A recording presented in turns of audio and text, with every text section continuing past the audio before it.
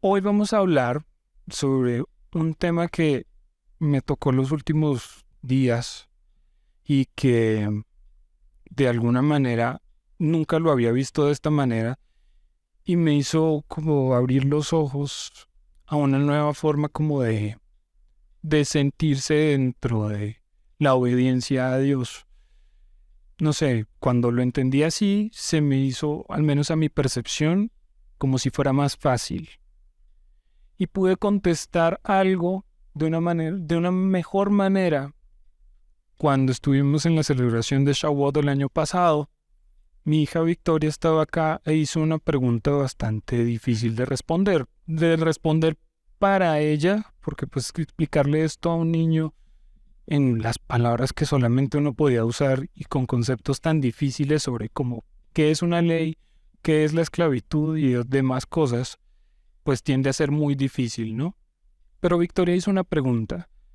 Si Dios liberó al pueblo de Israel para hacerlos libres de todo, los liberó de la esclavitud, ¿por qué entonces los obligaba a seguir cumpliendo una ley, ahora la ley de él, y además con un castigo? ¿Eso no sería volverlos a poner en esclavitud? Todos sabíamos que la respuesta es no, eso no es esclavitud y esta ley es la ley de Dios y es buena y esto, pero responder concretamente por qué eso no es esclavitud y esto sí, y por qué esto aquello y esto no, es muy difícil. Y a mi parecer era muy difícil de explicar esas cosas a Victoria en ese momento y no tenía las palabras concretas y se me hacía que era algo muy extenso de explicar. Pero resulta que en estos días pude dar una mejor respuesta a eso. Y fue literalmente estudiando la ley de Dios. ¿Por qué es una ley de libertad, como lo llama el apóstol Pablo? ¿Y por qué no es una ley de esclavitud? Es más, esta ley es definitivamente distinta a todas las leyes que nosotros conocemos. La mayoría de las constituciones en el mundo tienen su base en la Biblia prácticamente, que en este decálogo, los 10 mandamientos, fueron construidas muchas de las bases y el concepto en general de muchas de las constituciones del mundo. Así que están relacionadas, pero definitivamente la manera en la que vamos a entender hoy esa ley va a hacer que en serio la podamos ver muy distinto a lo que están en las demás leyes. Entonces para eso vamos a ser muy rápidos con la Biblia porque hoy vamos a tener varios. Bueno, ¿alguien sabe dónde están los 10 mandamientos escritos? Éxodo 20. Vamos a Éxodo 20 y lo vamos a dejar ahí abierto un minutico. Éxodo 20 dice lo siguiente. Y habló Dios todas estas palabras diciendo: Yo soy Jehová tu Dios, que te saqué de la tierra de Egipto, de casa de servidumbre. No tendrás dioses ajenos delante de mí. No te harás imagen, ni ninguna semejanza de lo que esté arriba en el cielo, ni abajo en la tierra, ni en las aguas debajo de la tierra. No te inclinarás a ellas, ni las honrarás, porque yo soy Jehová tu Dios, fuerte, celoso, que visito la maldad de los padres sobre los hijos, hasta la tercera y cuarta generación de los que me aborrecen. Y hago misericordia a millares, a los que me aman y guardan mis mandamientos. No tomarás el nombre de Jehová tu Dios en vano, porque no dará por inocente a Jehová el que tomare su nombre en vano. Acuérdate del día de reposo para santificarlo. 6 días trabajarás y harás toda tu obra, mas el séptimo día es reposo para Jehová tu Dios. No hagas en él obra alguna, tú, ni tu hijo, ni tu hija, ni tu siervo, ni tu criada, ni tu bestia, ni tu extranjero que está dentro de tus puertas. Porque en 6 días hizo Jehová los cielos y la tierra, el mar y todas las cosas que en ellos hay, y reposó en el séptimo día. Por tanto, Jehová bendijo el día de reposo y lo santificó. Honra a tu padre y a tu madre, para que tus días se alarguen en la tierra que Jehová tu Dios te da. No matarás, no cometerás adulterio, no hurtarás, no hablarás contra tu prójimo falso testimonio, no codiciarás la casa de tu prójimo, no codiciarás la mujer de tu prójimo, ni su siervo, ni su criada, ni su buey, ni su asno, ni cosa alguna de tu prójimo. Bueno, esos son lo que entendemos como los 10 mandamientos. Cuando decimos mandamientos es algo que nos ordenan, es una norma, es una ley, pero vamos a empezar a cambiar un poco nuestro pensamiento sin dejar de tener en cuenta que son normas, pero una de las formas en las que se le llama a los 10 mandamientos en el contexto hebreo no es 10 mandamientos ni un decálogo, se llaman las 10 palabras. Las 10 palabras. ¿Por qué no sirve más entenderlo como palabras? Porque resulta que, a pesar de que a primera lectura podemos entender que estos son normas, no son tanto normas. Y vamos a entender eso de esta manera. Vamos primero a entender cuál es la ley realmente. Porque las personas que más o menos tienen una idea dentro del judaísmo, que es la raíz de todo lo que creemos hoy nosotros, dice que la ley pues son más o menos 613 mandamientos, que no todos se cumplen para todos. Unos son para el pueblo en general, otros son las normativas de los levitas y los sacerdotes y el sumo sacerdote. Básicamente, Levítico es el libro para los levitas y toda la tribu sacerdotal. Esa es la normativa para ellos. Cómo se lleva esto, cómo se sacrifica aquello, ustedes cómo se van a vestir, cómo se van a pasar el sacerdocio, cómo va a funcionar esto y aquello, hasta qué edad van a servir. Todo el asunto está ahí. Así que buena parte de los mandamientos no los cumple todo el pueblo porque no todos son sacerdotes, ni todos son levitas, ni mucho menos sumos sacerdotes. Inclusive había mandatos que solamente el sumo sacerdote debía cumplir. Un ejemplo de eso es los levitas y los sacerdotes podían contaminarse por muerto solo en caso de un pariente de primer grado de consanguinidad que fuera muy cercano. Su hermana, sus padres, su esposa podían contaminarse en un entierro, pues a un funeral, por esa razón. Pero no por otro, no como un amigo o que el señor de tal lado. Ellos no podían contaminarse de esa manera, solamente cuando morían familiares muy, muy cercanos. Pero el sumo sacerdote no. El sumo sacerdote ni aún por sus padres podía contaminarse por muerto. Ni por eso. Esa norma solo era para él. El resto sí. Dentro de todas esas normas también hay otras que solamente incluyen a las mujeres, otras que solo incluyen a los hombres, otros que solo incluyen a los niños. Así que no todos los mandamientos serían para todos, ¿sí? Pero hay algo definitivamente que sí es para todos, ese decálogo. ¿Cómo entendemos que esto es realmente la concreción, el resumen de la ley entera? Vamos a Lucas 10:25. Lucas 10:25 dice lo siguiente. Vamos a leer del 25 al 27. Y he aquí un intérprete de la ley se levantó y dijo para probarle: Maestro, ¿haciendo qué cosa heredaré la vida eterna? Él dijo: ¿qué está escrito en la ley? ¿Cómo lees? Aquel respondiendo dijo: amarás al Señor tu Dios con todo tu corazón y con toda tu alma y con todas tus fuerzas y con toda tu mente, y a tu prójimo como a ti mismo. Y le dijo: bien has respondido, haz esto y vivirás. Entonces ahí vemos una cosa, él le dice, primero, ¿con qué me gano la vida eterna? Y él dijo, ¿qué dice en la ley? Entonces apuntó a que esto que está en el decálogo es la ley, ¿sí? Ahora vamos a ver otro ejemplo, Marcos 12. Marcos 12:28. Dice, acercándose uno de los escribas que los había oído disputar y sabía que les había respondido bien, le preguntó, ¿cuál es el primer mandamiento de todos? Jesús le respondió, el primer mandamiento de todos es, oye Israel, el Señor nuestro Dios, el Señor uno es, y amarás al Señor tu Dios con todo tu corazón y con toda tu alma y con toda tu mente y con todas tus fuerzas. Este es el principal mandamiento. Y el segundo es semejante. Amarás a tu prójimo como a ti mismo. No hay otro mandamiento mayor que estos. Entonces volvió a apuntar, estos son los mandamientos. Vamos entonces ahora a Mateo 22:37. Jesús le dijo, amarás al Señor tu Dios con todo tu corazón y con toda tu alma y con toda tu mente. Este es el primero y grande mandamiento, y el segundo es semejante. Amarás a tu prójimo como a ti mismo. De estos dos mandamientos depende toda la ley y los profetas. Otra vez vuelve a apuntar que este es el resumen de. Vamos a ir a otra cita, a Romanos 13. Romanos 13.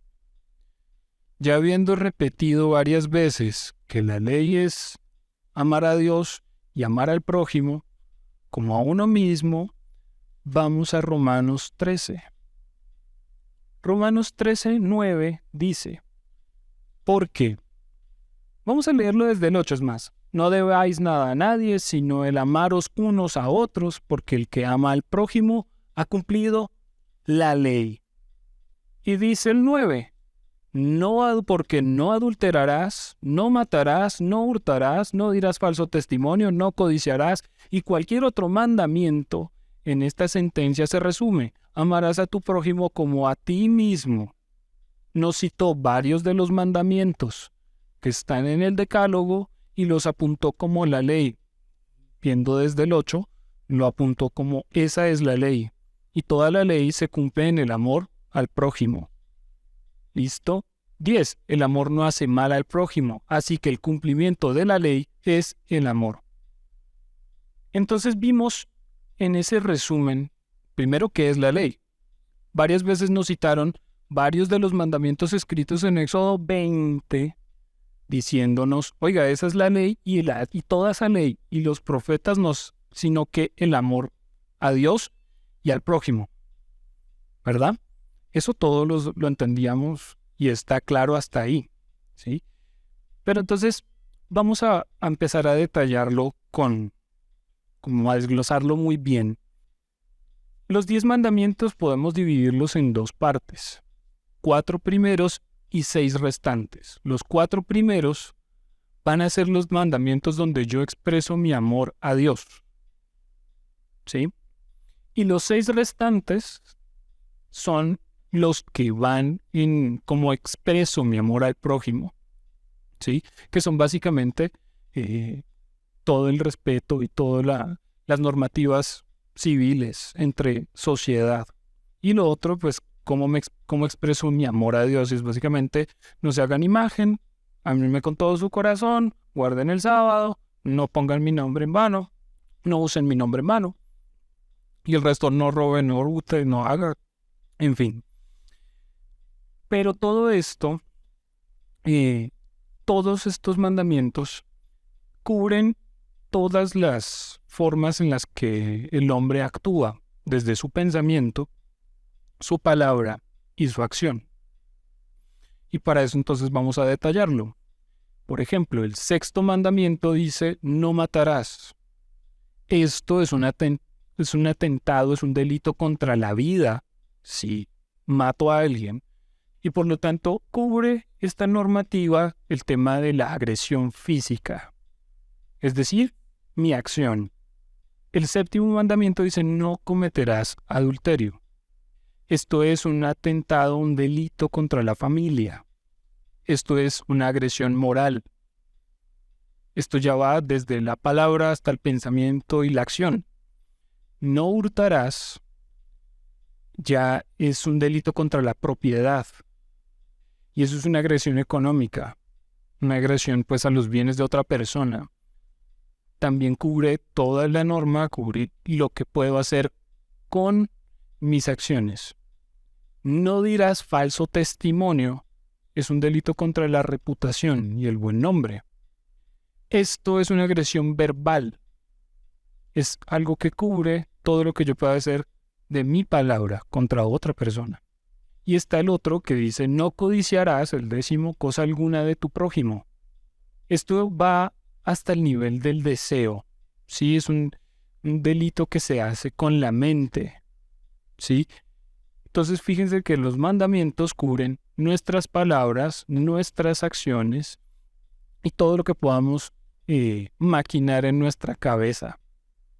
Por eso Jesús ya, o sea, toda esta ley se entendía de manera prácticamente literal. Pero cuando Jesús estuvo en la tierra, tuvo que venir a reexplicarnos qué significaba realmente eso. Por eso, dentro de Mateo 5 para adelante, cuando nos habla del sermón del monte y demás cosas, nos explica, por ejemplo, escuchasteis que fue dicho que ojo por ojo, diente por diente, ¿sí? Pero él nos reexplica esto, porque esto hace parte también de todos estos mandamientos. Todo esto, todas las demás explicaciones no son sino comentarios y todo lo que hay dentro de este decálogo. Vamos a revisar otra cosa. Vamos a revisar la simetría. Cuando yo digo simetría es que tiene dos partes iguales entre los mismos mandamientos que hay. El primero que dice, yo soy tu Dios que te dio la vida y te ha liberado. Ese es el primer mandamiento. Vamos a leerlo. Otra vez Éxodo 20. Y habló Dios todas estas palabras diciendo, yo soy Jehová tu Dios que te saqué de la tierra de Egipto, de casa de servidumbre. ¿Sí? No tendrás dioses ajenos delante de mí. Entonces, primero yo soy el Dios que los liberó y que les dio la vida. ¿Sí? Esto es equivalente, simétrico, al sexto mandamiento, que sería no matarás, que es proteger la vida. Vamos a ver el segundo mandamiento que dice, no tendrás otros dioses. Este no tendrás otros dioses es simétrico al séptimo mandamiento, que dice, serás fiel a tu pareja, no cometerás adulterio. ¿Ven cómo Dios pide fidelidad para él, pero también entre los hombres? No tendrás otros dioses y también no cometerás adulterio, vas a ser fiel a tu pareja.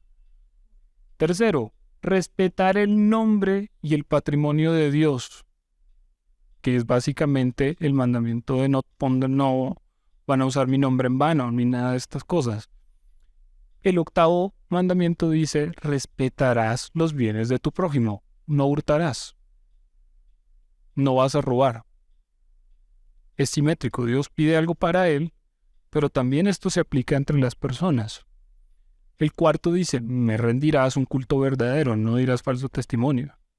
Dirás siempre la verdad en el noveno, no dirás falso testimonio. En el quinto dice, honrarás a tus padres, honrar a padre y madre. El décimo es, respetarás las demás familias, que es no codiciar lo que las demás personas tienen.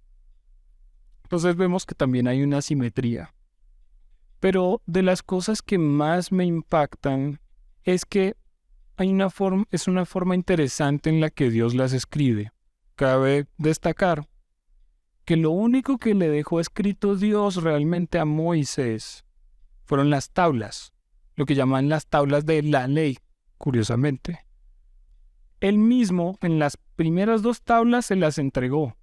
Las primeras dos tablas eran hechura de sus manos y además él las escribió. Las segundas tablas, esas tablas Moisés las rompió, tuvo que volver a subir, pero en esa ocasión ya las tablas no eran hechura de la mano de Dios. Esas segundas tablas las tuvo que hacer Moisés, le dijo, lábrate unas tablas como las primeras y subes. Él hace las tablas y dice que Dios volvió a escribir con su dedo las leyes ahí, las 10 palabras. Pero hay algo interesante en la forma en la que está escrito. Y esto sucede tanto en el hebreo como en el español. Y es que Dios escribe la forma verbal, el tiempo verbal que utiliza en los mandamientos es un futuro imperfecto negativo. No hurtarás, no harás tal cosa, no harás tal otra. Sin embargo, a pesar de que las entendemos a primera lectura como normas porque parecen prohibiciones, la forma correcta de escribir una prohibición no sería esa. Volvamos a pensarlo así. Él dice no hurtarás, no adulterarás, no tal cosa. Parecen prohibiciones, pero no están escritas como prohibiciones. Porque ustedes no dicen, no ven un letrero en una piscina que dice no entrarás sin gorro. Las prohibiciones se escriben, ¿sí?, en otro tiempo verbal. Las prohibiciones se escriben en un infinitivo, ¿sí?, para poder decir no, no se puede correr, o no correr, o prohibido correr. No dice no correrás por el borde de la piscina. Nunca hemos visto una norma escrita en un tiempo verbal como ese. Es más, cuando una prohibición que no está escrita, sino que es verbalizada, cuando yo se la digo a alguien, no hablo, Victoria, no correrás por la sala. No se dan las prohibiciones de esa manera. El tiempo verbal para algo que se dice es otro.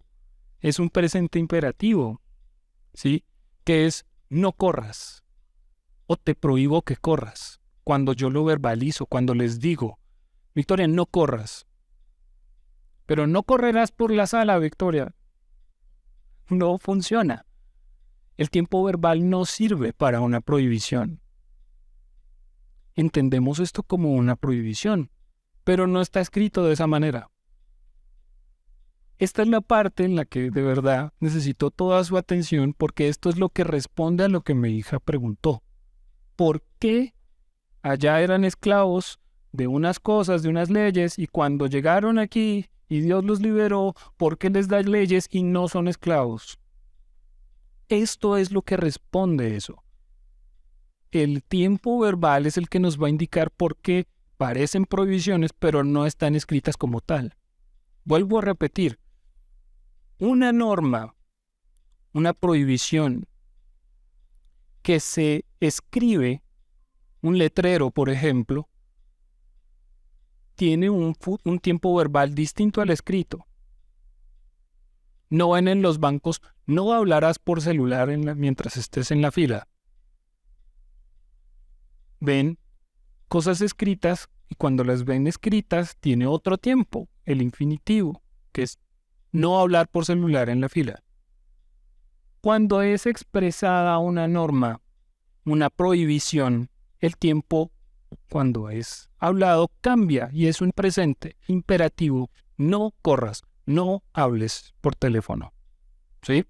Son cosas distintas. Pero volvemos a traer el caso. Dios de su propio dedo escribió no hurtarás, no cometerás adulterio. Entonces, ¿qué es eso? No creo que lo haya escrito al azar. Él lo hizo con un propósito. Lo que pasa es que lo hemos malentendido mucho tiempo. A pesar de que sí, son normas y es la ley de Dios. No son prohibiciones. Todos los mandamientos de Dios están escritos en un futuro imperfecto negativo, porque dice no. Pero dice que todo ese tiempo, lo que mejor encaja dentro de ese tiempo verbal son las promesas. Él escribió todas estas cosas como promesas, no como prohibiciones. Vamos a leerlo y vamos a ver cómo cambia el sentido, y solo voy a agregar una palabra para que lo podamos ver. Éxodo 20. Y habló Dios todas estas palabras diciendo: Yo soy Jehová tu Dios, que te saqué de la tierra de Egipto, de casa de servidumbre. Agreguemos una palabra. Por tanto, no tendrás dioses ajenos delante de mí. Pero ahora si leemos esto como promesas, pasa lo siguiente. Como yo los saqué de la tierra de Egipto, de la casa de servidumbre, entonces no tendrán dioses ajenos delante de mí. Esto significa que yo los hice libres Y les prometo que como los hice libres, ahora ustedes no van a tener dioses delante de mí. ¿Lo están entendiendo ahora? Ustedes van a ser libres de los dioses imaginarios, de piedra, de talla, a los que sirven.